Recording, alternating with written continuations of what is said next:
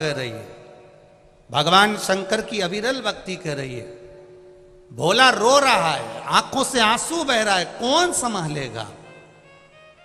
सारे साधन भी अगर हाथ से चले जाते हैं तब शिव रह जाता है, शंकर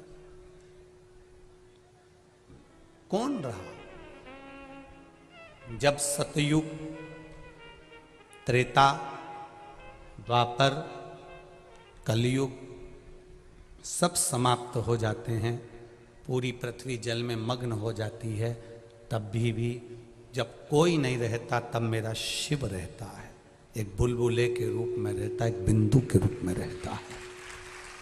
हम पहले कथा में कहे, आज फिर कहते हैं, पूरे विश्व की भूमि को, जमीन को खोद कर देख लो, उसमें कंकर रूपी शंकर का शिवलिंग जरूर निकलेगा, ये निश्चित है।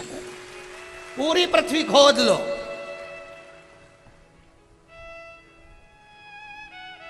सारी मूर्तियों के निर्माण बाद में हुए हैं, पर शंकर भगवान तो प्रथम में हैं। ना जाने कितने सतयुग, ना जाने कितने त्रेता, कितने द्वापर, कितने कलयुग निकल गए, तो भी मेरा शिव है और मेरा ओघड़दानी रहेगा, वो निश्चित है और रहना है उसको। अकाल मृत्यु वो मरे जो काम करे चंडाल का, काल उसका क्या बिगाड़े जो भक्त हो महाकाल।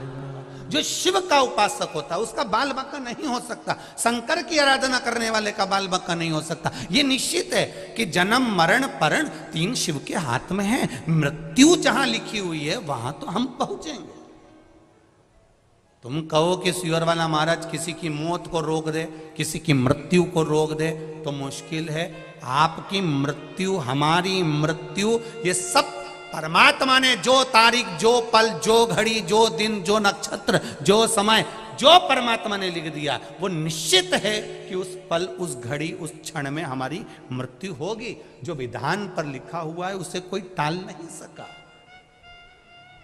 पर आपका भजन का जब बल बढ़ जाता है, सत्संग का जब बल बढ़ जाता है, आप शंकर का गुणगान जब करने लगते हो, तो जीवन में अगर थोड़ा बहुत दुख भी आता है तो उसको भोलेनाथ, आप शिवजी पे जल चढ़ाते हो तो जैसे चंदन शंकर पर पेले का लगा हुआ होता है तो धुल जाता है, उसी तरह शिवजी पे जैसे जैसे जल चढ़ाते हो हमारे भी पाप धीरे धीरे धुलना प्रारंभ हो जाते हैं।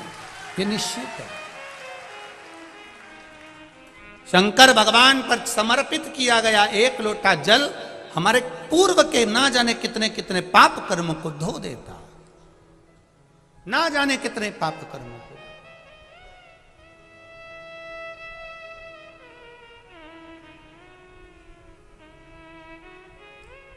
आप चलकर आयो, कोई 80 किलोमीटर, कोई 100 किलोमीटर, कोई 150 किलोमीटर, कोई 200 किलोमीटर, ना जाने कहां से कथा सुनने आयो, कोई 30 किलोमीटर, कोई 50 किलोमीटर।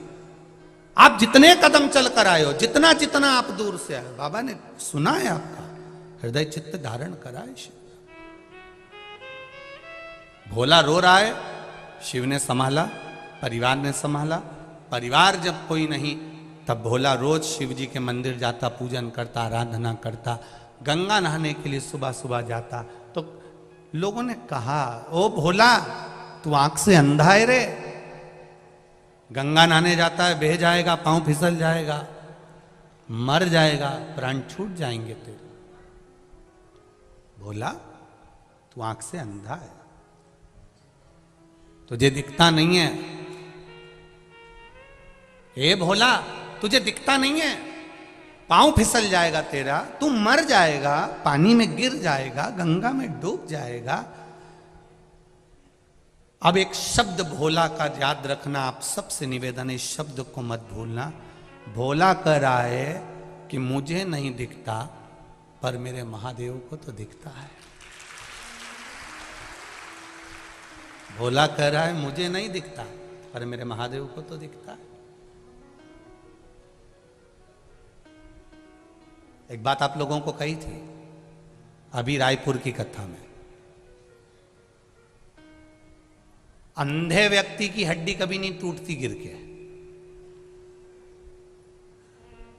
आंख वाले टूटते फूटते रहते हैं।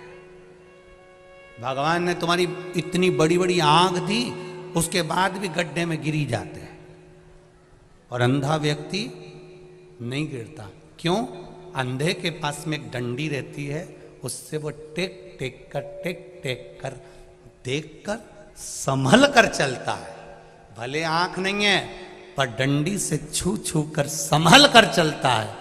और जिसको भगवान ने आंख दी वो तो अंधे जैसा अड़भंगा चलता है, यहाँ कूद गया वहां कूद गया, चला चला सीढ़ी पे चढ़ते चढ़ते लुढ़कते। अब भगवान ने इतनी आंखें दी है, सब कुछ दिया है, चलते चलते तुम रोड पे देखना, तुम जाओ तो सही। जब जाओगे इतनी भीड़ जब बाहर निकलती है, कोई इससे टकरा रिया कोई इससे टकरा रिया है, कहीं से टुल्ला मार कहीं से टुल्ला मार। भगवान ने आंख दी फिर काय के लिए दी? थोड़ा बच के चलो ना।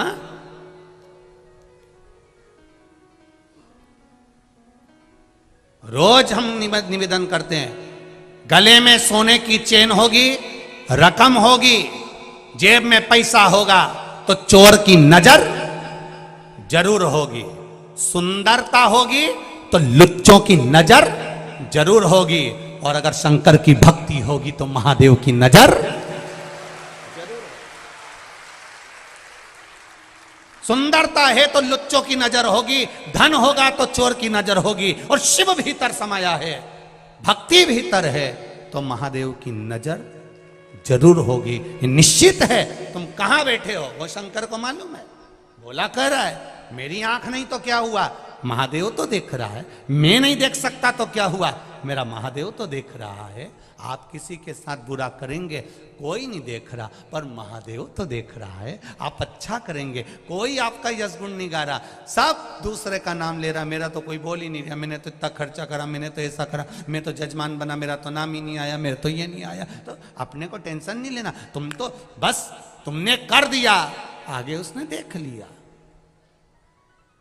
हमें अपना गुणगान नहीं चाहिए, वो देख रहा है। भोला ने कहा मेरा महादेव देख रहा है। रोज गंगा नहाने जाता, गंगा जी में नहाकर वापिस आता, शिव मंदिर जाता, शंकर जी के मंदिर में बैठा था। आज किसी ने कह दिया अपनी काशी में शंकर भगवान का एक बड़ा अनुष्ठान होने वाला है, भगवान शिव की सत्संग होने वाला है, प्रवचन होने वाला है, कोई कथा होने वाली है। उनने सुना और भोला ने मन में विचार कर लिया मैं भी जाऊंगा उस प्रवचन में। रात का समय था, किसी ने कहा इतनी रात को जाएगा, तो भोला बोला हमारी आंख ही नहीं तो हमें दिन और रात से मतलब ही क्या। सत्संग करने वाला, भजन करने वाला, कीर्तन करने वाला रात और दिन नहीं देखता। हमसे लोग कहते बताओ गुरुजी, श्री शिवाय नमस्तुभ्यम कब नहीं जपना चाहिए? ऐसा कोई समय जैसे माताएं कहती है हम रजस्वला धर्म में हो जाते हैं तो हम फिर व्रत रखें कि नहीं रखें। तो हमारे यहाँ तो यहाँ तक वर्णन किया गया कि रजस्वला धर्म में भी नारी है। मान लो कोई घर में मर भी गया है, किसी का जन्म भी हो गया है, तो भी शिव महापुराण की कथा कहती है नाम जपने में कोई बुराई नहीं है, भगवान का भजन करने में कोई बुराई नहीं। तो कहा गुरुजी कई लोग तो कहते हैं कि ऐसे समय में भजन नहीं करना चाहिए, नाम नहीं जपना चाहिए। हमने कहा ऐसे समय में अगर निपट गए तो हर पल, हर घड़ी, हर क्षण, ऐसा कोई क्षण ही ना जाए, ऐसा कोई घड़ी ना जाए, ऐसा कोई पल ही ना जाए। जैसे पशुपति व्रत करते हो, तो पशुपति व्रत करते हो तो बीच में रजस्वला धर्म पड़ जाता है।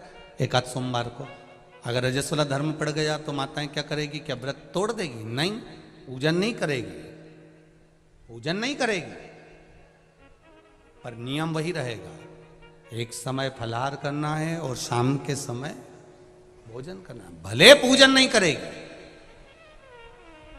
पर गिनती में नहीं आएगा वो, पर नियम तो वही चलना है ना, नियम का प्ररूप तो वही।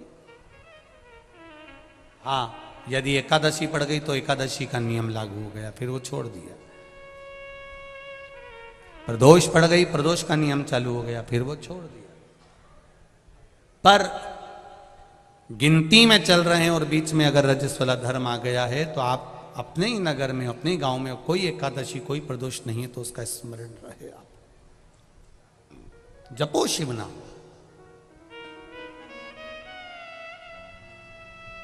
कहा मैं सत्संग में जाऊंगा तो किसी ने कहा रात में तो भोला कहता है मेरी तो आंखें नहीं, दिन और रात मेरे लिए बराबर है। भगवान की भक्ति के लिए कोई समय नहीं होता कि सुबह ही भगवान का भजन करना पड़ेगा, कि शाम को ही भगवान का भजन करना पड़ेगा, कि रात्रि को, कि दिन में। शंकर भगवान की आराधना के लिए कोई समय नहीं है। भगवान विष्णु के बैकुंठ में पट, कपाट, दरवाजे, खिड़की सब हैं। ब्रह्मा जी के मंदिर में, ब्रह्मलोक में कपाट, खिड़की, दरवाजे सब हैं। इंद्र के मंदिर में, इंद्रलोक में सब कुछ है। ब्रह्मलोक में दरवाजे हैं, बैकुंठ लोक में दरवाजे हैं, पर मेरे कैलाश पर जाकर देखना कोई दरवाजा नहीं है, चारों तरफ से खुला हुआ है, सब जगह से।